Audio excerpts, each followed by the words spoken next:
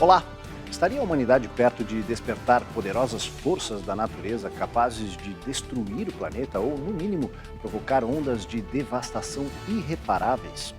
Essa é a questão que se coloca depois que dezenas de cientistas reunidos para discutir a situação atual do planeta concluíram que é tempo de agir com sentido de urgência para deter uma catástrofe que se aproxima.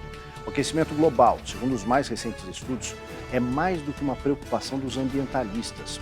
É um alerta sobre o futuro desta civilização. Esta edição do Matéria de Capa, que trata de um dos assuntos mais importantes para a humanidade nos tempos atuais, está só começando. Fique com a gente.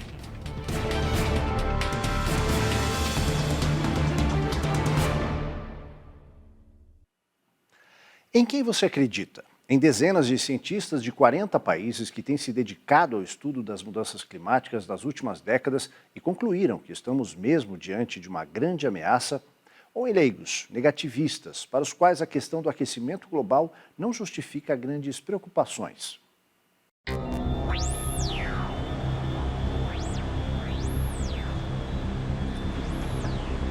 O perigo está aí e já passou da hora para que governos de todo o mundo adotem providências urgentes para reduzir as emissões de poluentes e oferecer uma contribuição decisiva para deter o aquecimento do planeta. Esse é o alerta feito por 80 dos mais prestigiados cientistas de 40 países, responsáveis pelo relatório final do painel intergovernamental de mudanças climáticas, reunidos na Coreia do Sul. O documento é um resumo dos mais de 6.000 estudos científicos realizados nos últimos anos. O dado fundamental incluído no relatório é que a temperatura média do planeta não pode ir além de 1,5 graus Celsius nos próximos anos. Atualmente, essa elevação está em 1 grau. Chegar a 2 graus de aumento na média global já seria provocar desastres de consequências imprevisíveis. De um lado, dezenas de países iriam enfrentar secas prolongadas e escassez de água potável em níveis nunca antes registrados. Para outras áreas do globo, o perigo está nas inundações, que levariam ao desaparecimento de dezenas ou centenas de ilhas habitadas, além de áreas costeiras em todos os continentes, que ficariam permanentemente submersas. Nas palavras de Cristiana Figueres, cientista costarriquenha que dirigiu o painel da ONU sobre mudanças climáticas por 6 anos, o documento é um alerta sobre o destino do planeta e deve despertar o interesse de cada pessoa na Terra. Quando se fala no aumento da temperatura média em escala global, observa Cristina, está se falando no risco de falta de água potável para populações inteiras. E a elevação do nível do mar, provocada pelo degelo das calotas polares, poria em risco 2/3 da humanidade, que são os moradores de áreas costeiras nos hemisférios norte e sul.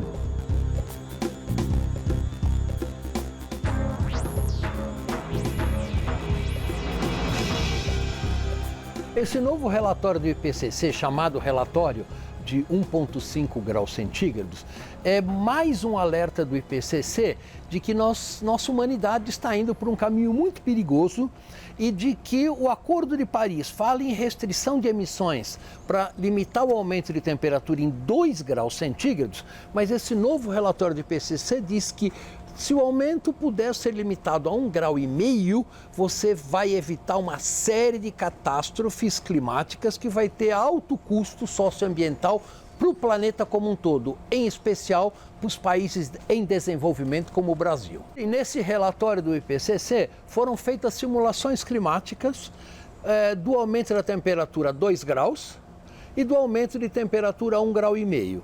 E a grande surpresa foi que existem diferenças muito grandes. Quais são essas diferenças? No aumento do nível do mar, por exemplo, você aumentar a temperatura em 2 graus ao invés de 1,5 graus, o aumento adicional do nível do mar é de cerca de 15 centímetros. Né? Isso pode parecer pouco para as pessoas, mas quem mora próximo de regiões de praia e, além disso, para áreas que já sofrem erosão, como por exemplo Recife, como por exemplo várias regiões do Rio de Janeiro, esse aumento adicional na temperatura tem um efeito muito grande. Um outro alerta feito pelos cientistas reunidos em Incheon, na Coreia do Sul, é que as mudanças necessárias para garantir um futuro saudável para o planeta hoje dependem mais de decisões políticas do que econômicas ou tecnológicas. Vamos ver por quê. L'accord de Paris pour le climat est accepté. Desde a assinatura do Acordo de Paris em 2015, quando muitos governos prometeram reduzir as emissões de poluentes, mas não cumpriram, houve muitas mudanças de ordem econômica e tecnológica. A principal delas é a queda nos preços para a produção de energia solar e eólica. Atualmente, em alguns países, essa energia chega a ser mais barata do que o carvão, que alimenta as usinas termoelétricas, as mais poluidoras que existem.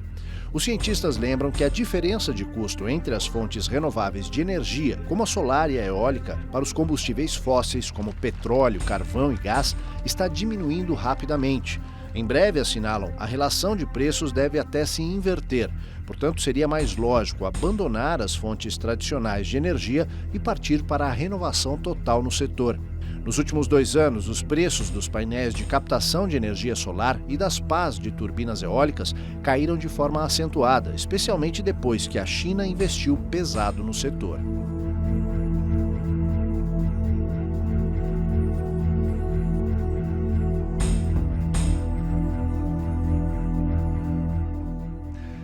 Em menos de 2 anos, em 2020, países de todo o mundo serão chamados a participar de novo de um encontro destinado a rever o Acordo de Paris, que estabelecia metas para conter o aquecimento do planeta. Muitos não fizeram a lição de casa. Entre eles está o Brasil.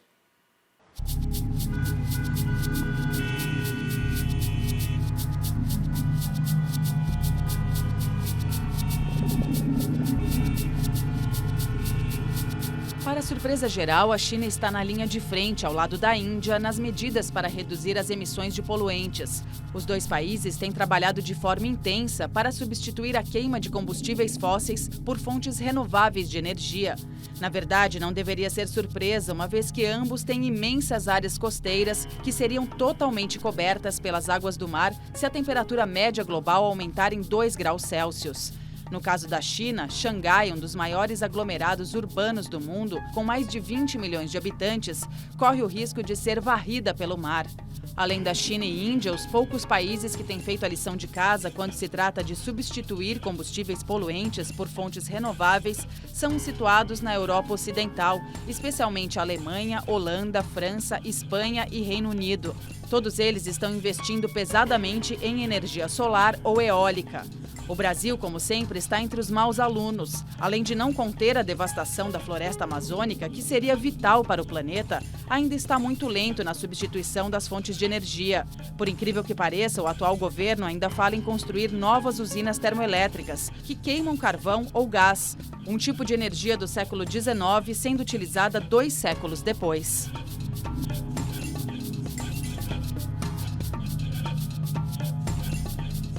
É muito curioso que os 2 países mais populosos do mundo estão fazendo esforços gigantescos em otimizar sua matriz energética, melhorar a sustentabilidade dos seus negócios, enquanto que países como os Estados Unidos, que não vai cumprir o Acordo de Paris, não estão fazendo. Então, essas economias, como a Índia e a China, têm uma visão de sustentabilidade de médio e de longo prazo. Então, a China sabe que se ela tiver uma matriz energética baseada em solar e eólica, isso vai melhorar a sua competitividade daqui a 5, 10, 20 ou 50 anos. Né? E como as empresas americanas só têm uma visão de muito curto prazo, lucro no próximo semestre ou nos próximos anos, isso vai fazer com que toda a economia mundial se desloque para países mais sustentáveis como China e Índia. E eles têm um enorme mercado interno, então eles têm um papel fundamental na sustentabilidade desse novo planeta que nós teremos que construir. Proteger as florestas e conter o desmatamento é tão importante para o planeta quanto a redução na queima de combustíveis fósseis. Os cientistas têm até os cálculos para isso.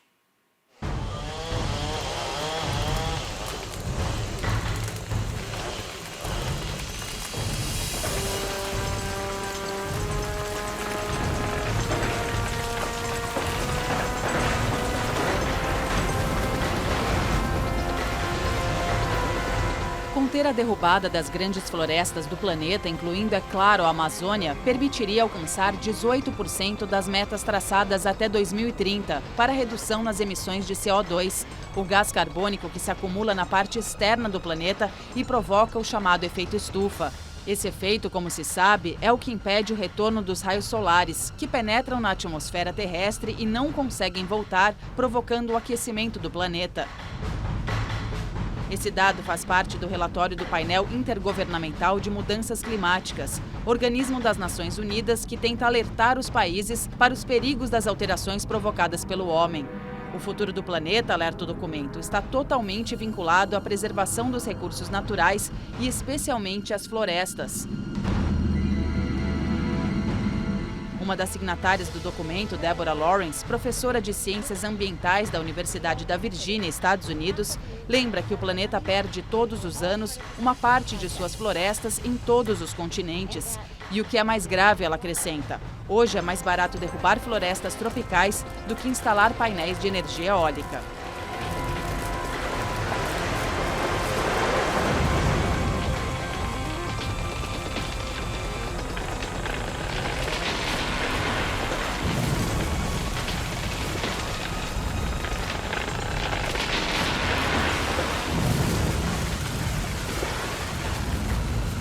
Os governos respondem, na verdade, mais aos interesses econômicos das grandes empresas e das suas corporações do que aos apelos tanto dos cientistas quanto da opinião pública.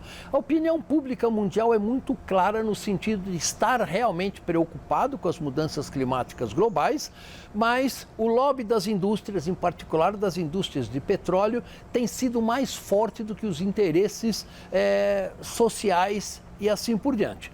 Então, esse é um problema muito grande. Nós precisamos agir muito rápido para conter as emissões.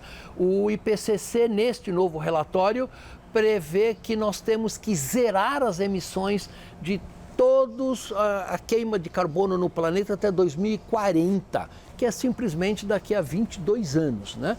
Então, isso não é uma tarefa muito fácil, isso vai exigir um esforço planetário de basicamente eliminar a queima de combustíveis fósseis. Isto é possível de ser feito, né? Então, por exemplo, automóveis. Existe hoje tecnologia para fazer automóveis elétricos que tem o benefício enorme de não aumentar a poluição do ar, e essa eletricidade pode ser gerada através, por exemplo, de energia solar e de energia eólica. Então, hoje, nós não precisamos de novas tecnologias para fazer essa enorme transição necessária na humanidade em eliminar a queima de combustíveis fósseis até 2040, para que nós possamos garantir um clima minimamente estável para as próximas gerações. Diante das políticas desastradas que vem adotando desde que chegou ao poder, há quem acredite que Donald Trump atingiu o estágio 5, o mais grave das políticas contrárias à proteção do planeta contra os efeitos do aquecimento global. Bem a seu estilo, Donald Trump encara as mudanças climáticas com ironias e tiradas destituídas de lógica ou razão. Entre seus assessores, ele chegou a comentar que se o mundo está destinado a enfrentar um desastre climático, não há motivos para reduzir o uso de petróleo. Não é à toa que ele foi alçado ao topo dos negacionistas do aquecimento do planeta, o chamado estágio 5. O primeiro é negar que o problema existe. O segundo é negar que o homem é responsável pelas mudanças climáticas. Terceiro, negar que constitui realmente um problema. Quarto, negar que é possível resolver. E quinto e último estágio, é tarde demais, não há o que fazer.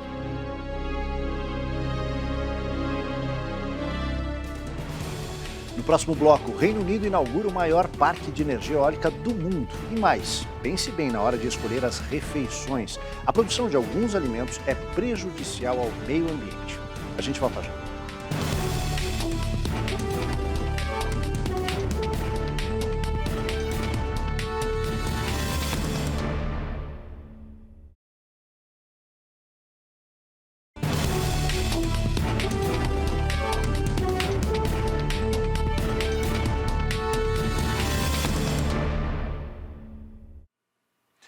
O governo do Reino Unido foi o primeiro a se movimentar para tentar atender a recomendação dos cientistas e conter o aumento da temperatura média global no limite de 1,5 graus Celsius. E já anunciou até um plano para isso.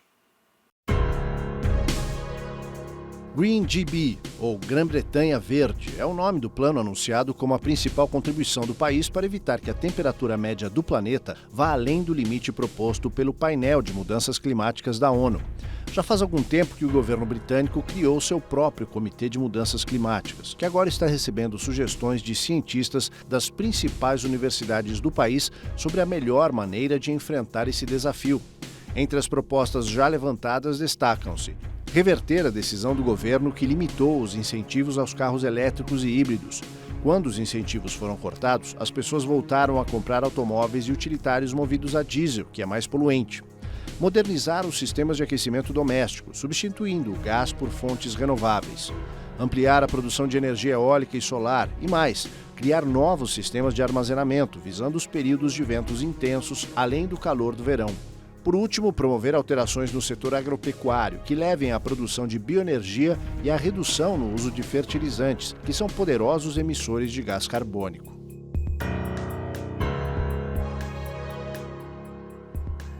Você é capaz de imaginar uma área equivalente a 20 mil campos de futebol?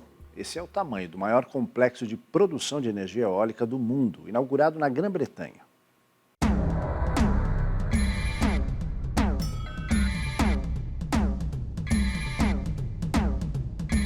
O complexo de Walney, que fica no litoral de Cumbria, noroeste da Inglaterra, custou 1 bilhão de libras, algo próximo de 6 bilhões de reais, e foi construído pelo grupo dinamarquês Ørsted. A área estende-se por 145 quilômetros quadrados, por onde estão espalhadas 189 turbinas. Elas produzem 659 megawatts, suficientes para atender a 600 mil residências. Anteriormente, o Reino Unido já possuía o maior parque de energia eólica do mundo, que agora ficou em segundo lugar. Trata-se do complexo conhecido como London Array, que fica no estuário do Tâmisa.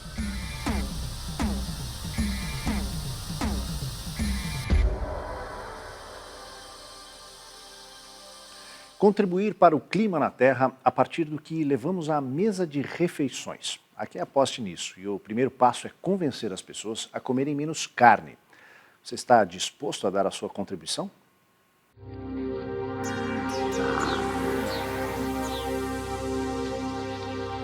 Nos países ocidentais, onde é maior o consumo de carne, seria preciso reduzir em até 90% a participação desse tipo de proteína no cardápio diário das pessoas.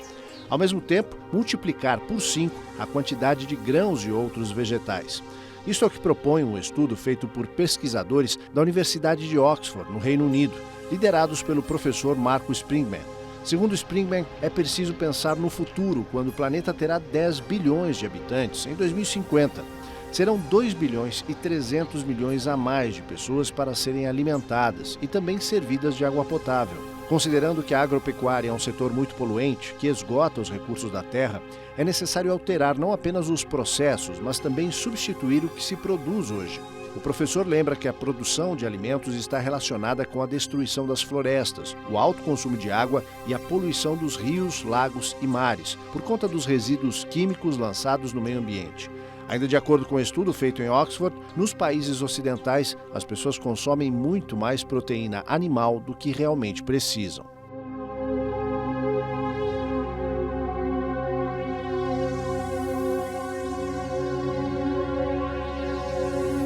Nós precisamos de políticas públicas para cada município, para cada estado, para cada país e globalmente. Precisamos montar um sistema de governança global que possa dirigir o planeta numa rota sustentável, sem levar tanto em conta os interesses econômicos das grandes corporações. Isso ainda tem que ser construído pela população. Na verdade, muitos países fizeram avanços enormes, como a Suécia, como a Noruega, estados dos Estados Unidos, como a Califórnia, estão fazendo a sua lição de casa, a China está fazendo a sua lição de casa muito bem, mas obviamente são exemplos isolados que não correspondem ao avanço necessário para estabilizar o clima do nosso planeta nos próximos 20 anos. E até o café, esse pequeno milagre da natureza, do qual bilhões de pessoas não abrem mão diariamente, agora poderá ajudar o meio ambiente.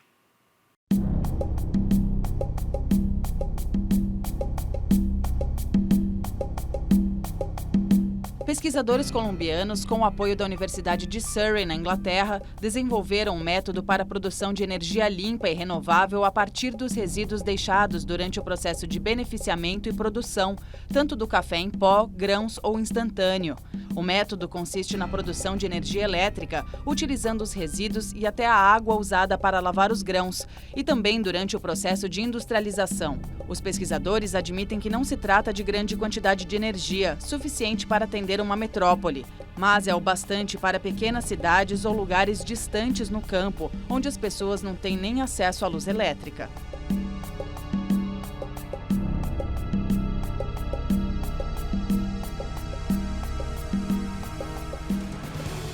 Daqui a pouco, até que ponto o governo brasileiro está cumprindo as metas do Acordo sobre o Clima? E ainda, imagens de satélite confirmam a redução na camada de gelo do Ártico. Não sai daí.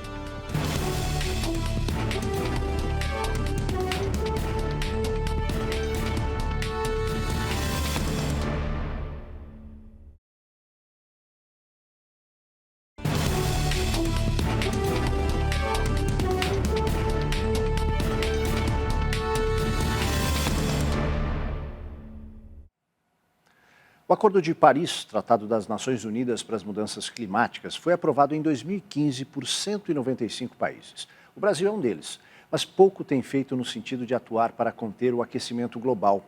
Você sabe quais são as metas propostas pelo país?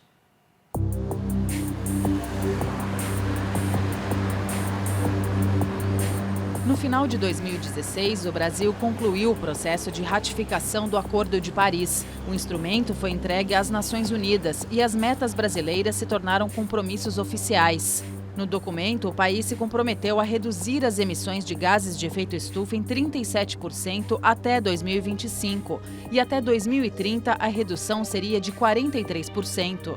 Para isso, o país propôs o aumento da participação de bioenergia para aproximadamente 18% na matriz energética e atingir 45% de energias renováveis em sua composição, além de restaurar e reflorestar 12 milhões de hectares de florestas, tudo isso até o ano de 2030. No entanto, pouco se fez até hoje para que essas medidas saíssem do papel. Na contramão do acordo, o Brasil não tem se empenhado na recuperação das florestas e os índices de desmatamento ilegal na Amazônia aumentaram, sobretudo nos últimos 4 anos. Esse quadro se torna mais grave diante das ameaças de retirada do Acordo de Paris.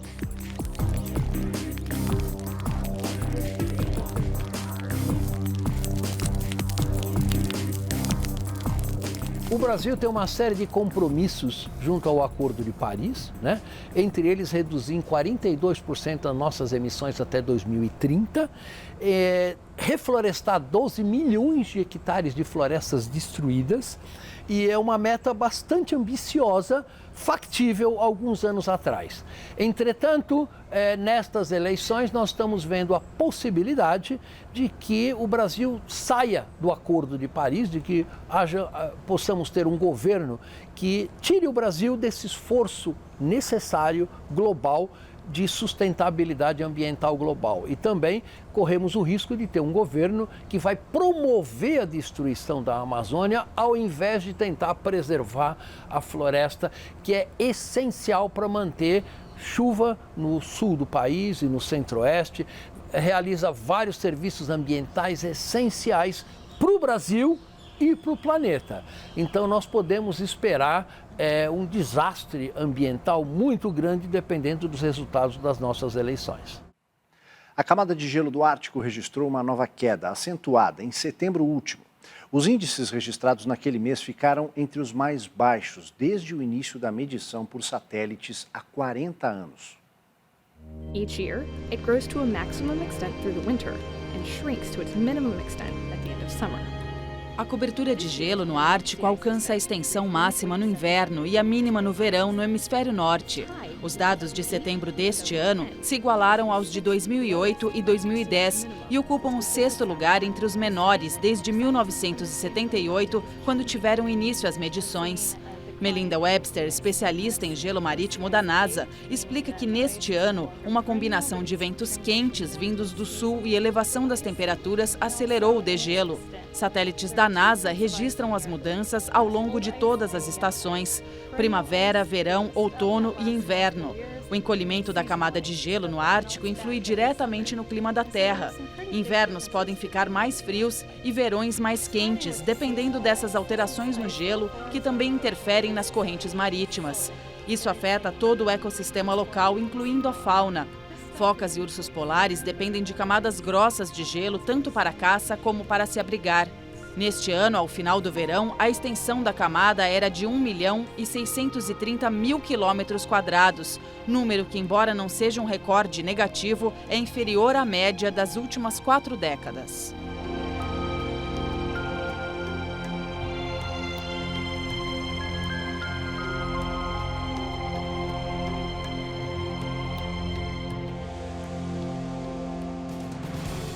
O planeta enfrenta uma ameaça direta à sua existência e só há um caminho para evitar desastres de proporções cada vez maiores: abandonar a dependência do petróleo, gás e carvão, os chamados combustíveis fósseis. A afirmação é do secretário-geral da ONU, Antônio Guterres, que chamou a atenção para o aumento dos fenômenos climáticos extremos, como recordes de calor, incêndios florestais, tempestades e inundações. Guterres alertou que as mudanças vêm ocorrendo de forma mais rápida do que se imaginava e isso exige ações drásticas e imediatas. A Terra de Capa fica por aqui, uma ótima noite a todos e até a nossa próxima edição, sempre aos domingos, às 7 da noite. Até lá!